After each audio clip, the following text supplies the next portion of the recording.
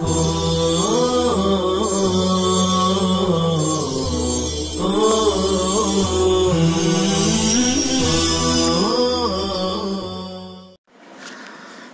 لله رب العالمين والصلاة والسلام على سيد الأنبياء والمرسلين سيدنا محمد وآله وصحبه أجمعين. بسم الله الرحمن الرحيم. وعن الأشعث بن قيس رضي الله تعالى عنه قال، حضرت اشعث بن قیس رضی اللہ تعالی عنہ بیان کرتے ہیں، کان بینی و بین رجل من الیہود ارض، کہ میرے اور یہودی کے درمیان ایک زمین تھی، فجحدنی، لیکن یہودی نے میرے حصے کا انکار کیا، فقدمتہ الی النبی صلی اللہ تعالی علیہ وسلم، میں نے اس کو حضرت نبی کریم صلی اللہ علیہ وسلم کی خدمت میں لے کر آیا،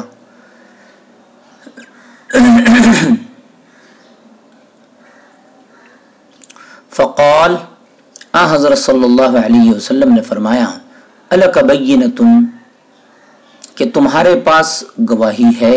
قلت لا، میں نے عرض کیا کہ نہیں۔ قال للیہودی احلف، حضرت صلی اللہ علیہ وسلم نے یہودی سے کہا کہ قسم کھاؤ۔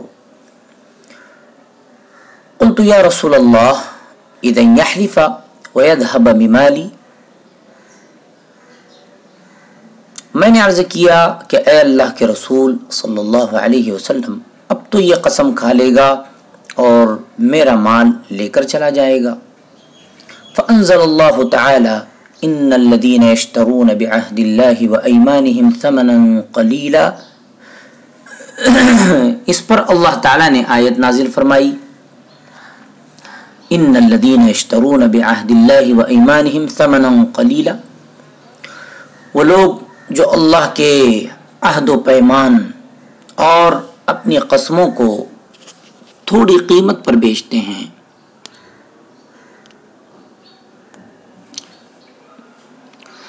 اس حدیث پاک میں قضا کے معروف ضابطے، البینۃ علی المدعی والیمین علی من انکر کی عملی مثال ہے۔ مقدمہ آپ کی خدمت میں آیا، حضرت صلی اللہ علیہ وسلم نے شرعی ضابطے کے مطابق مدعی سے بینہ پیش کرنے کے لیے کہا، مدعی بینہ پیش نہ کر سکا تو حضرت صلی اللہ علیہ وسلم نے مدعا علیہ سے قسم کھانے کے لیے کہا، چونکہ مدعا علیہ یہودی تھا اور یہودیوں میں عموماً امانت و دیانت مفقود تھی اور جھوٹی قسم کھانے میں انہیں کوئی تأمل نہیں تھا، اس لیے مدعی مسلمان نے اپنی تشویش کا اظہار کیا کہ یہ تو جھوٹی قسم کھا کر میرا مال ہڑپ کر لے گا اور سکون سے رہے گا۔ اس پر آیت نازل ہوئی جس کا مقصود یہ ہے کہ جھوٹی قسموں سے دنیا میں تو مالک بن بیٹھے گا لیکن ایسے شخص کے لیے آخرت میں کوئی حصہ نہ ہوگا اور اللہ تعالیٰ اس سے سخت ناراض ہوں گے۔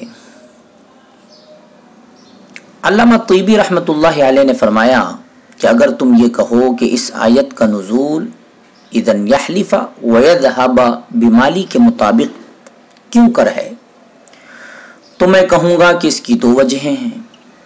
اول تو یہ کہ گویا کہ حضرت اشعث رضی اللہ تعالی عنہ سے کہا گیا کہ تمہارے لیے اس پر سوائے حلف کے اور کچھ نہیں، یعنی یہودی پر، اور اگر اس نے جھوٹ بولا تو اس پر اس کا وبال ہوگا، اور دوسری شکل یہ ہے کہ گویا اس کے ذریعے یہودی کو یاد دلایا گیا کہ اس جیسی وعید تورات میں بھی موجود ہے جس پر تمہارا ایمان ہے۔ سید جمال الدین رحمہ اللہ نے فرمایا کہ اصل حدیث یذهب بمالی تک ہی ہے، محدثین کی ایک جماعت کے نزدیک جب عدالت میں مقدمہ پیش ہوتا ہے تو قاضی مدعی سے گواہ طلب کرتا ہے. اگر وہ گواہ پیش نہ کر سکے تو مدعا علیہ سے قسم لی جاتی ہے اور اس پر فیصلہ کیا جاتا ہے. دنیا کی تمام عدالتوں میں بھی جہاں وضعی قوانین ہیں یہی ضابطہ ہے.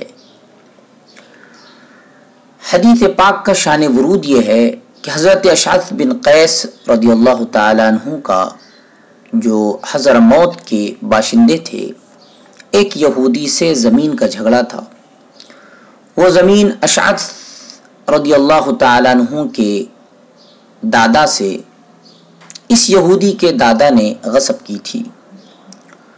اشعث رضی اللہ تعالی عنہ اس کا مقدمہ لے کر حضرت نبی کریم صلی اللہ علیہ وسلم کے پاس مدینہ طیبہ آئے. حضرت صلی اللہ علیہ وسلم نے حضرت اشعث رضی اللہ تعالی عنہ سے گواہ طلب کیے. کیونکہ وہ مدعی تھے وہ گواہ پیش نہ کر سکے، کیونکہ اس معاملے کا دیکھنے والا کوئی شخص زندہ نہیں تھا. پس حضرت صلی اللہ علیہ وسلم نے یہودی کو قسم کھلانی چاہی تو حضرت اشعث رضی اللہ تعالی عنہ نے عرض کیا، یا رسول اللہ، یہ یہودی ہے، جھوٹی قسم کھا کر میرا مال ہڑپ کر جائے گا. اس سلسلے میں سورہ آل عمران کی یہ آیت نازل ہوئی، ان الذین یشترون بعہد اللہ وایمانہم ثمنا قلیلا.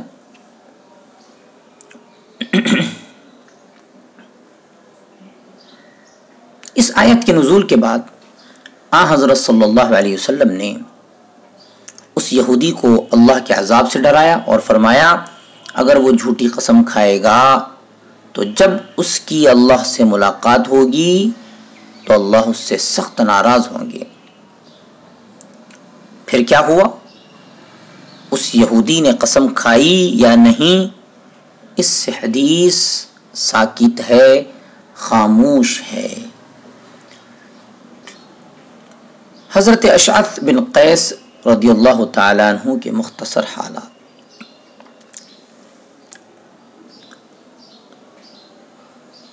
حضرت اشعث بن قیس رضی اللہ تعالی عنہ، ان کی کنیت ابو محمد ہے، کندی ہیں. سن 10 ہجری میں وفد کندہ کے ہمراہ آئے، حضور صلی اللہ علیہ وسلم کے ہاتھ پر اسلام قبول کیا. اپنے قوم کے سردار تھے. حضور صلی اللہ علیہ وسلم کی وفات کے بعد اپنے قبیلے کے ساتھ مرتد ہو گئے. پھر خلافت صدیقی میں دوبارہ اسلام لائے. حضرت صدیق اکبر رضی اللہ تعالی عنہ نے اپنی ہمشیرہ یعنی بہن کا آپ سے نکاح کر دیا. پھر آپ حضرت سعد ابن ابی وقاص رضی اللہ تعالی عنہ کے ساتھ عراق کی جنگ میں گئے اور قادسیہ، مدائن اور نہاون آپ نے فتح کیے. پھر کوفہ میں قیام رہا. سن 40 ہجری میں کوفہ وفات پائی. آپ کی نماز جنازہ امام حسن رضی اللہ عنہ نے پڑھائی. جنگ جمل اور جنگ صفین میں حضرت علی رضی اللہ تعالی عنہ کے ساتھ صلح کے وقت امیر معاویہ رضی اللہ عنہ کے ہمراہ رہے. لہذا آپ امام شافعی رحمۃ اللہ علیہ کے ہاں صحابی ہے اور احناف کے ہاں تابعی ہیں، کیونکہ ارتداد کی وجہ سے آپ کی صحابیت ختم ہو چکی. کہ احناف کے ہاں صحابیت کے لیے مسلسل مومن رہ کر وفات پانا شرط ہے.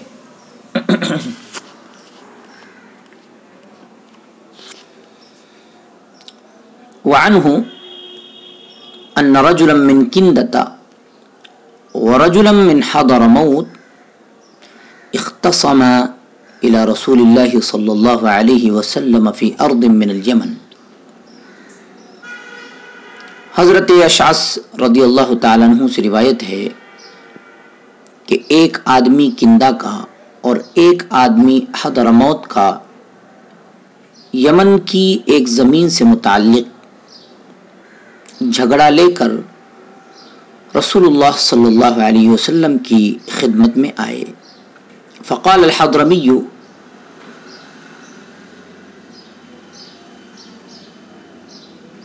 حضرمی نے حضرت صلی اللہ علیہ وسلم سے عرض کیا، یا رسول اللہ، ان ارضی اغتصبنیها ابو هذا وہی فی یدہ، کہ اللہ کے رسول صلی اللہ علیہ وسلم، یہ میری زمین ہے جس کو اس کے باپ نے مجھ سے غصب کر لیا اور وہ اس کے قبضے میں ہے.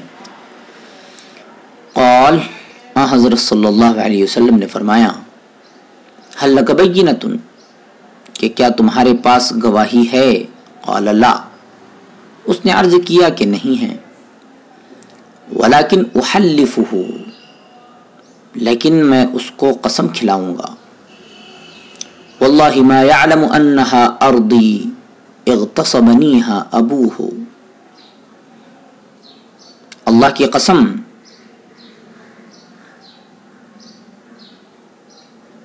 اس کو نہیں معلوم ہے کہ میری زمین اس کے باپ نے مجھ سے چھین لی ہے. فتحیّ الکندی للیمین، کندی قسم کھانے کے لیے تیار ہو گیا. فقال رسول اللہ صلی اللہ علیہ وسلم، لا يقطع احد مالا بیمین الا لقی اللہ وهو اجدم.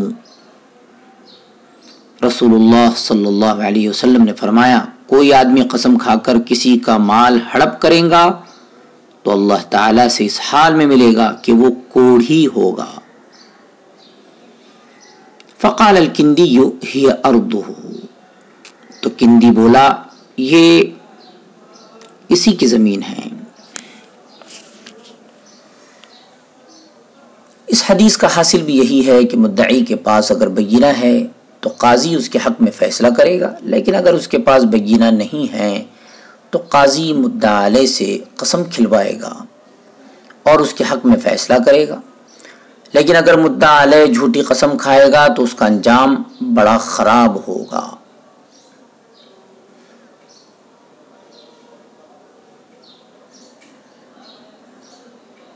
جس معاملے کا تعلق براہ راست اپنے سے نہ ہو وہاں پر مدعا علیہ سے حلف اس کے علم پر لینا چاہیے، یعنی نفس الامر پر حلف نہ لیا جائے. احتیاط کا تقاضا یہی ہے. جیسا کہ زیر بحث حدیث میں ہے، یہ حدیث بھی کتاب الایمان والنذور میں گزر چکی ہے. اس حدیث میں یہ ہے کہ مدعی نے یہ کہا کہ مدعا علیہ کے پاس جو زمین ہے، مدعا علیہ کے پاس جو زمین ہے وہ میری ہے. مدعا علیہ کے باپ نے مجھ سے غصب کی تھی. دیکھیے یہاں غصب کا تعلق چونکہ براہ راست تو مدعا علیہ سے نہ تھا بلکہ اس کے باپ سے تھا، اس لیے یہاں پر قسم علم پر لی گئی. چنانچہ مدعا علیہ نے قسم میں کہا کہ واللہ میرے علم میں نہیں یہ بات کہ میرے باپ نے مدعی کی یہ زمین غصب کی تھی. وعن عبداللہ بن انیس رضی اللہ تعالی عنہ قال، حضرت عبداللہ بن انیس رضی اللہ تعالی عنہ روایت کرتے ہیں، قال رسول اللہ صلی اللہ تعالی علیہ وسلم، کہ رسول اللہ صلی اللہ علیہ وسلم نے فرمایا، ان من اکبر الکبائر الشرک باللہ وعقوق الوالدین والیمین الغموس، کہ بلا شبہ بڑے گناہوں میں سے بڑا گناہ اللہ کے ساتھ شرک کرنا ہے اور ماں باپ کی نافرمانی کرنا ہے، والیمین الغموس، اور جھوٹی قسم کھانا ہے. وما حلف باللہ یمین صبر فادخل فیہا مثل جناح بعوضۃ الا جعلت نقطۃ فی قلبہ الی یوم القیامۃ. اور نہیں قسم کھائی کسی قسم کھانے والے نے اللہ کی روکنے کے طور پر، پھر اس نے داخل کیا اس قسم میں مچھر کے پر کے برابر جھوٹ کو، مگر وہ قسم اس کے دل میں قیامت تک ایک دھبا بنا دی جائیں گی. طلبہ عزیز، اس حدیث میں 3 بڑے گناہوں کا تذکرہ ہے. نمبر 1 شرک، نمبر 2 والدین کی نافرمانی. ان دونوں کی قباحت سے ہر کوئی واقف ہے، اور یہ دونوں گناہ ان میں سے ہیں جن کے بارے میں حضرت صلی اللہ علیہ وسلم نے فرمایا اجتنبوا السبع الموبقات. تیسرا بڑا گناہ جس کا اس حدیث میں ذکر ہے وہ جھوٹی قسم کھانا ہے. خاص طور پر قاضی کے دربار میں کسی کا حق غصب کرنے کے لیے جھوٹی قسم کھانے پر بڑی وعیدیں ہیں. حضرت صلی اللہ علیہ وسلم کا فرمان ہے من حلف علی یمین مصبورۃ کاذبا فلیتبوأ بوجہہ مقعدہ من النار. جو شخص قاضی کی مجلس میں جھوٹی قسم کھائے اس کو اپنا ٹھکانہ جہنم میں بنا لینا چاہیے. ابھی ہم نے پڑھا من حلف علی یمین مصبورۃ، اصل حدیث ہے من حلف علی یمین مصبورۃ. حدیث پاک میں کہا گیا ان من اکبر الکبائر، کبیرہ گناہ کبیرہ کی تعریف کیا ہے؟ کبیرہ گناہ کی تعریف میں بہت اقوال ہیں. جامع ترین قول یہ ہے کہ جس گناہ پر کوئی وعید آئی ہو یا حد مقرر کی گئی ہو، یا اس گناہ پر لعنت آئی ہو، یا اس میں خرابی ایسے گناہ کے برابر یا زیادہ ہو جس پر وعید یا حد یا لعنت آئی ہو، یا وہ کام آدمی نے دین میں سستی کی راہ سے کیا ہو تو کبیرہ گناہ ہے. اور اس کا مقابل صغیرہ ہے.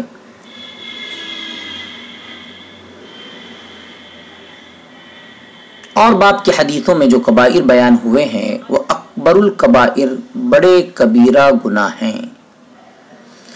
تمام کبیرہ گناہوں کا باب کی حدیثوں میں احاطہ نہیں کیا گیا ہے.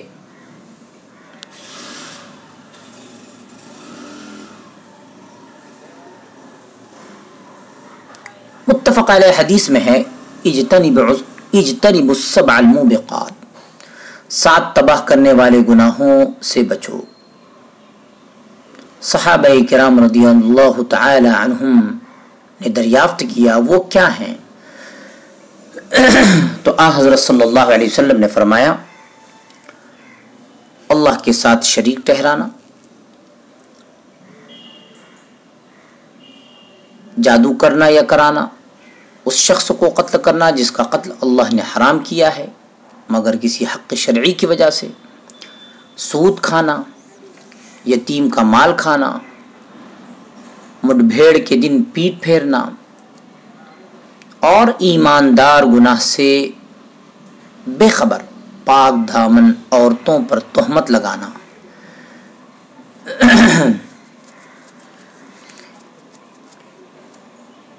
یمین غموس، اس لیے کہ حدیث پاک میں یہ الفاظ آئے کہ والیمین الغموس، تو یمین غموس کسے کہتے ہیں؟ یمین غموس گزشتہ کام پر جان بوجھ کر جھوٹی قسم اٹھانے کو، کھانے کو یمین غموس کہا جاتا ہے. احناف رحمہم اللہ کے یہاں اس پر توبہ و استغفار ہے، کفارہ نہیں آتا، البتہ اس کے بارے میں سخت وعید وارد ہے، اسی وجہ سے اس کو غموس کہا جاتا ہے،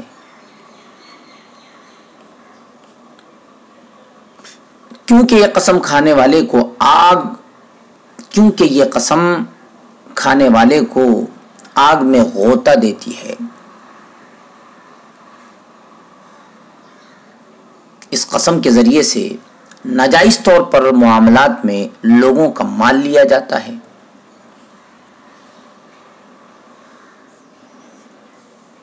قسم صبر کی تفصیل فصل اول حدیث نمبر 2 میں گزر چکی ہے، اس کا حکم بھی غموس کی طرح ہے، یعنی اس پر توبہ و استغفار لازم ہے اور قیامت تک زنگ جیسے نقطے کا اثر اس کے دل پر باقی رہے گا، پھر اس پر جہنم کا وبال اور عذاب مرتب ہوگا۔ بس جھوٹ کی آمیزش پر اتنا سخت عذاب ہے تو اس شخص کو کتنا سخت عذاب ہوگا جس کی ساری بات ہی جھوٹی ہو اور اس جھوٹی بات پر قسم کھائے۔ حضرت صلی اللہ علیہ وسلم نے 3 چیزوں کا ذکر فرمایا اور آخری کے ساتھ وعید کو مختص کر دیا تاکہ یہ معلوم ہو جائے کہ یہ بھی انہی جیسا گناہ ہے اور اکبر الکبائر میں داخل ہے، اور یہ اس خطرے کے پیش نظر فرمایا تاکہ لوگ اس کو معمولی خیال کریں اور یہ نہ سمجھ لیں، یعنی معمولی خیال نہ کریں اور یہ نہ سمجھ لیں کہ یہ کبائر سے نہیں ہے۔ اس کی دوسری نظیر آگے والی روایت میں ہے جس میں کہا گیا ہے عدلت شہادت الزور بالاشراک باللہ، کہ جھوٹی گواہی شرک کے برابر ہے۔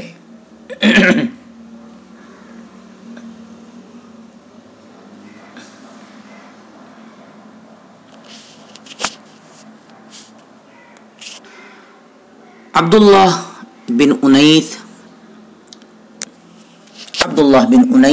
رضی اللہ تعالیٰ عنہ کے حالات۔ انیس یہ مصغر ہے، حضرت عبداللہ بن انیس جوہنی انصاری رضی اللہ تعالیٰ عنہ ہے، غزوہ احد میں شریک ہوئے اور پھر اس کے بعد تمام غزوات میں داد شجاعت دیتے رہے۔ ان سے حدیث کی روایت حضرت ابو امامہ اور حضرت جابر رضی اللہ عنہما نے کی ہے۔ مدینہ منورہ میں سن 54 ہجری میں انتقال فرمایا۔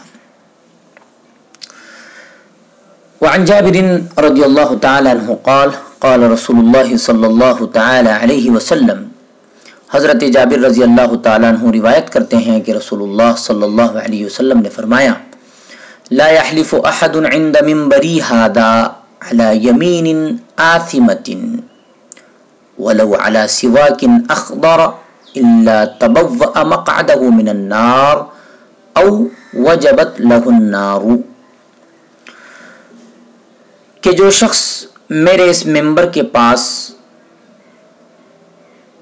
رسول اللہ صلی اللہ علیہ وسلم نے فرمایا کہ جو شخص میرے اس منبر کے پاس جھوٹی قسم کھاتا ہے، اگرچہ وہ ایک سبز مسواک کے لیے ہی کیوں نہ ہو، تو ایسے شخص کو چاہیے کہ اپنا ٹھکانہ جہنم میں بنا لے۔ یا آن حضرت صلی اللہ علیہ وسلم نے فرمایا، راوی حدیث کو شک ہے، یا آن حضرت صلی اللہ علیہ وسلم نے فرمایا کہ اس کے لیے جہنم واجب ہو گئی۔ طلب عزیز، اس حدیث کا حاصل یہ ہے کہ جھوٹی قسم کے ذریعے دوسرے کی چیز غصب کرنا بہت بڑا جرم ہے، وہ چیز کتنی ہی معمولی کیوں نہ ہو، لیکن وہ غصب کرنے والے کے لیے جہنم کا ذریعہ بن جائے گی۔ اس حدیث سے یہ بھی معلوم ہوا کہ جھوٹی قسم کھانا حرام ہے، لیکن اگر کسی مقدس جگہ پر کھائی جائے تو اس کی قباحت میں مزید اضافہ ہو جاتا ہے۔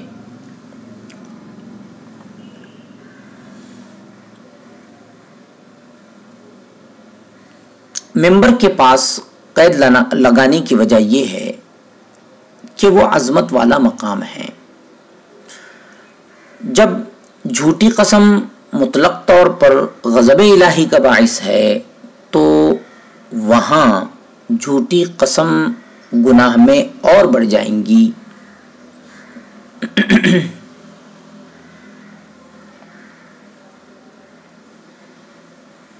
اس کو کہتے ہیں تغلیظ الیمین، یعنی قسم کو معظم اور تغلیظ کرنا، قسم میں تاکید اور تقویت پیدا کرنا۔ تو قسم کو معظم اور تغلیظ کرنا مکان مقدس کے ذریعے سے، مسجد یا منبر شریف کے قریب قسم کھلوانا، اور ایسے ہی تغلیظ یمین بالزمان بھی ہوتی ہے، جیسے بروز جمعہ یا بعد العصر وغیرہ۔ تغلیظ الیمین بالزمان ہو یا بالمکان، حنفیہ رحمہم اللہ اس کے قائل نہیں، شافعیہ و مالکیہ رحمہم اللہ اس کے قائل ہیں۔ حدیث پاک میں کہا گیا وَلَوْ عَلَى سِوَاكٍ أَخْضَرَ، سبز مسواک اس لیے کہا کہ وہ ایک نہایت معمولی چیز ہے، خشک ہونے کے بعد اس کی قدر و قیمت ظاہر ہوتی ہے، لہذا معمولی سی چیز پر جھوٹی گواہی دوزخ کو واجب کرتی ہے۔ تو جو لوگ بے دھڑک بڑی بڑی چیزوں کے بارے میں جھوٹی قسمیں کھاتے ہیں ان کا کیا حال ہوگا، اعاذنا اللہ منہ۔ وعن خریم بن عاتق رضی اللہ تعالی عنہ، حضرت خریم بن فاتق رضی اللہ تعالی عنہ سے روایت ہے ان رسول اللہ صلی اللہ تعالی علیہ وسلم صلی صلاة الصبح فلما انصرف قام قائما، کہ رسول اللہ صلی اللہ علیہ وسلم نے فجر کی نماز پڑھی، پھر جب آن حضرت صلی اللہ علیہ وسلم نماز سے فارغ ہوئے تو آن حضرت صلی اللہ علیہ وسلم سیدھے کھڑے ہو گئے، فقال، اور آن حضرت صلی اللہ علیہ وسلم نے عدلت شہادت الزور بالاشراک باللہ 3 مرات، اور آن حضرت صلی اللہ علیہ وسلم نے 3 مرتبہ فرمایا جھوٹی گواہی دینا اللہ کے ساتھ شرک کرنے کے برابر قرار دی گئی ہے۔ ثم قرأ فاجتنبوا الرجس من الاوثان واجتنبوا قول الزور حنفاء للہ غیر مشرکین به، پھر آن حضرت صلی اللہ علیہ وسلم نے آیت پڑھی فاجتنبوا الرجس، تم لوگ بتوں کی گندگی سے بچو اور جھوٹی بات کہنے سے بچو، اللہ کے آگے جھکے رہو اس کے ساتھ شرک نہ کرتے ہوئے۔ ورواه احمد والترمذی عن ایمن بن خریم الا ان ابن ماجہ لم يذكر القراءة،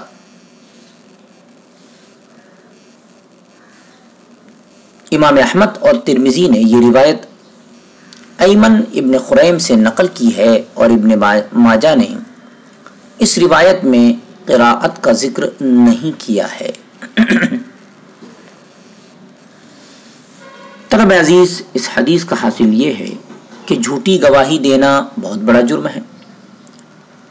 یوں تو جھوٹ کی ہر شکل ممنوع ہے، لیکن کسی قضیے اور معاملے میں جھوٹی گواہی دی جائے اور اس جھوٹی گواہی کے ذریعے سے بندوں کو نقصان پہنچایا جائے، یہ بہت بڑا گناہ ہے۔ چونکہ یہ چیز بہت سے فتنوں کی جڑ ہے، اس لیے یہ اپنے عواقب اور نتائج کے اعتبار سے شرک کے مانند گناہ کبیرہ ہے۔ حضرت صلی اللہ علیہ وسلم فرما رہے ہیں کہ جھوٹی گواہی شرک کے برابر ہے۔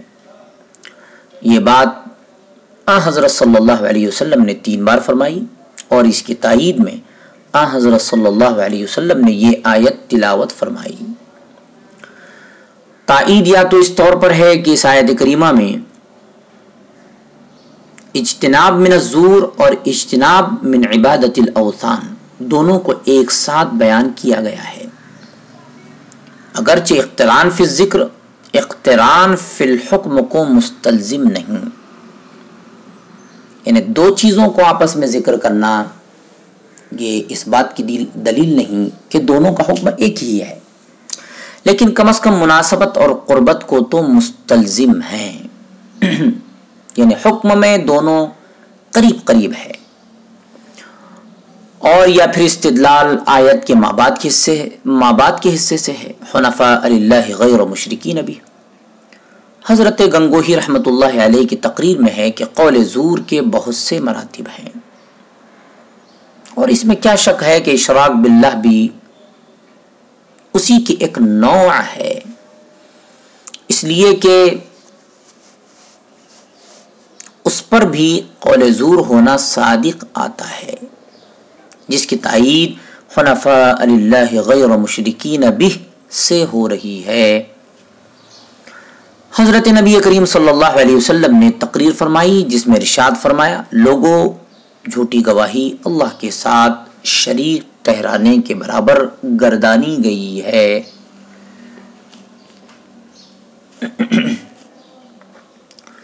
پھر حضرت نبی کریم صلی اللہ علیہ وسلم نے سورۃ الحج کی آیت نمبر 30 پڑھی، فاجتنبوا الرجس من الاوثان واجتنبوا قول الزور۔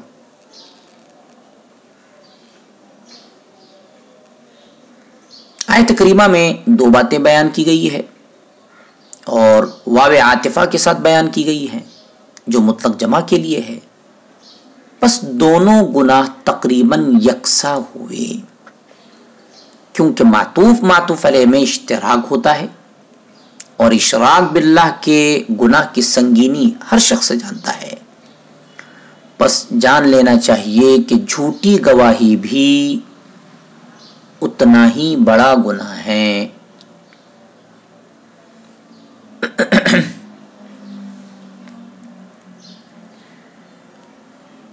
وعن عائشہ رضی اللہ تعالی عنہ قالت، حضرت عائشہ رضی اللہ تعالی عنہ سے روایت ہے، قال رسول اللہ صلی اللہ تعالی علیہ وسلم، کہ رسول اللہ صلی اللہ علیہ وسلم نے فرمایا، لا تجوز شہادت خائن ولا خائنۃ ولا مجلود حدا ولا ذی غمر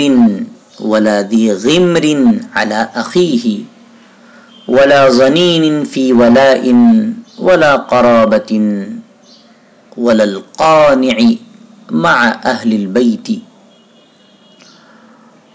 کہ خیانت کرنے والے مرد اور خیانت کرنے والی عورت کی گواہی معتبر نہیں ہے، لا تجوز جائز نہیں ہے، معتبر نہیں ہے، اور جس پر تہمت کی حد جاری کی گئی ہو، ولا مجرود حدا، اور وہ شخص جو اپنے بھائی کے خلاف دشمنی رکھنے والا ہو، ولا ذی غمر علی اخیہ، ولا ظنین، اور وہ شخص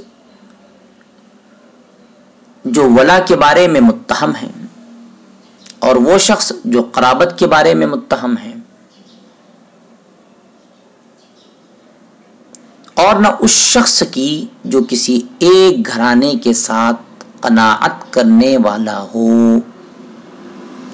وقال هذا حدیث غریب ويزيد بن زیاد الدمشقی الراوی منکر الحدیث۔ ترمذی نے کہا ہے، امام ترمذی رحمہ اللہ نے کہا ہے کہ یہ حدیث غریب اور یزید ابن زیاد دمشقی یہ راوی منکر الحدیث ہے۔ طلبہ عزیز، اس حدیث میں ان جھوٹوں کا ذکر ہے جن کی گواہی معتبر نہیں ہے۔ نمبر 1، جو لوگ امانتوں میں خیانت کرنے والے مشہور ہوں۔ نمبر 2، وہ شخص جس نے کسی پاک دامن عورت پر زنا کی تہمت لگائی ہو اور اس پر حد قذف جاری کی گئی ہو، تو اس شخص کی گواہی توبہ کرنے کے بعد بھی قابل قبول نہیں ہوگی۔ نمبر 3، جو لوگ آپس میں ایک دوسرے سے دشمنی و عداوت رکھتے ہوں، ان کی ایک دوسرے کے بارے میں گواہی معتبر نہیں۔ نمبر 4، وہ شخص جو اپنے آزاد کرنے والے کے علاوہ دوسرے شخص کی طرف اپنی آزادی کی نسبت کرنے والا ہو اور اس کا یہ جھوٹ لوگوں میں مشہور بھی ہو۔ نمبر 5، وہ شخص جو اپنے باپ کے علاوہ دوسرے کی طرف نسبت کرے اور اپنے کو دوسرے کا بیٹا بتائے، اس کی بھی گواہی غیر معتبر ہے۔ نمبر 6، وہ شخص جو کسی کے زیر نفقہ ہو، ایسا شخص اگر اپنے نفقہ دینے والے کے حق میں گواہی دے گا تو اس کی گواہی معتبر نہیں ہوگی۔ یہاں وہ شخص مراد ہے جو کسی کے گھر رہ کر اس کی عطا پر گزارا کر رہا ہو، چونکہ اس گھر والے کے حق میں گواہی کا نفع خود اس کو بھی پہنچے گا کہ اس کو جو مال ملے گا اس مال سے اس کو کھانا ملے گا، اس لیے گواہی قبول نہیں۔ اور یہ اصول ہے کہ جو گواہی خود گواہ کو نفع بخش ہو وہ قبول نہیں ہوتی، جیسے باپ کی گواہی اولاد کے حق میں، زوجین کی گواہی ایک دوسرے کے حق میں قبول نہیں۔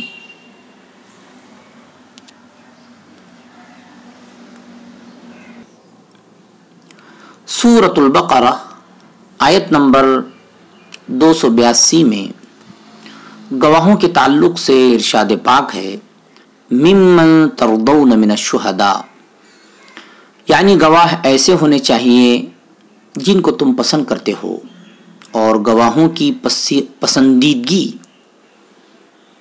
ان کی چند خوبیوں کی وجہ سے ہوتی ہے، مثلا عقل مند ہونا، پوری عمر کا ہونا یعنی پختہ عمر کا ہونا، معاملہ فہم ہونا، قوت گویائی کا مالک ہونا، مسلمان ہونا، جبکہ مدعا علیہ مسلمان ہو، دیندار ہونا، بامروت ہونا اور متہم نہ ہونا وغیرہ۔ گواہ ایسے ہونے چاہیے، اور گواہوں کے معتبر ہونے کے لیے یہ اوصاف اس لیے ضروری ہیں کہ ہر خبر فی نفسہ صدق و کذب کا احتمال رکھتی ہے، یعنی ان کی بتلائی ہوئی بات سچی بھی ہو سکتی ہے اور جھوٹی بھی، بس کسی قرینے ہی سے کسی ایک احتمال کو ترجیح حاصل ہوگی، اور قرینہ یا تو خبر دینے والے میں ہوگا یا بیان کی ہوئی بات میں یا کسی اور چیز میں، مگر مخبر کی صفات کے علاوہ دوسری کوئی ایسی چیز متعین نہیں کہ جس پر فیصلہ شرعی کا مدار رکھا جائے، اس لیے گواہی کے مقبول ہونے کے لیے مذکورہ صفات کو شرط قرار دیا گیا ہے۔ پس جو گواہ فاسق و فاجر ہو یعنی کبیرہ گناہ کا ارتکاب کرتا ہو، یا وہاں مظنہ تہمت پر اتر رہا ہو، یعنی مظنہ تہمت ہو، تہمت کا وہم ہو، یا جانبداری میں یا عداوت میں جھوٹی گواہی دے رہا ہو، تو ایسے گواہ کی گواہی شرعاً معتبر نہیں۔ اسی حدیث سے استدلال کرتے ہوئے ہمارے امام صاحب رحمۃ اللہ علیہ نے فرمایا کہ حد قذف کی سزا پانے کے بعد محدود فی القذف کی شہادت کبھی قبول نہیں کی جائے گی. محدود فی القذف یعنی حد قذف کا سزا یافتہ شخص، لہذا ایسے شخص کی شہادت کبھی قبول نہیں کی جائے گی، خواہ وہ توبہ کر لے. اور قاضی عیاض رحمۃ اللہ علیہ نے فرمایا کہ حد قذف کے اس حکم میں زانی، غیر شادی شدہ اور شارب خمر بھی شامل ہیں. امام مظہر رحمۃ اللہ علیہ نے کہا کہ امام ابو حنیفہ رحمۃ اللہ علیہ نے یہ فرمایا کہ جب قاذف کو سزا کے طور پر کوڑے لگا دیے گئے تو اب کبھی اس کی شہادت قبول نہ کی جائے گی اگرچہ وہ توبہ کر لے، لیکن کوڑے لگنے سے پہلے اس کی شہادت مقبول ہے. امام صاحب کی دلیل رحمہ اللہ قرآن کریم کی آیت ہے وَلَا تَقْبَلُوا لَهُمْ شَهَادَةً أَبَدًا. اور امام ابو حنیفہ رحمۃ اللہ علیہ کے علاوہ دیگر ائمہ کا مسلک یہ ہے کہ اگر اس نے توبہ کر لی ہے تو اب اس کی شہادت قبول کی جائے گی، برابر ہے کہ حد کے کوڑے اس پر لگے ہوں یا نہ لگے ہوں.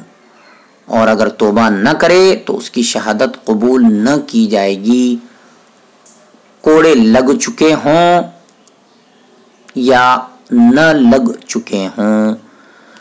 وصلی اللہ تعالی علی خیر خلقہ سیدنا محمد وآلہ وصحبہ اجمعین برحمتک یا ارحم الراحمین.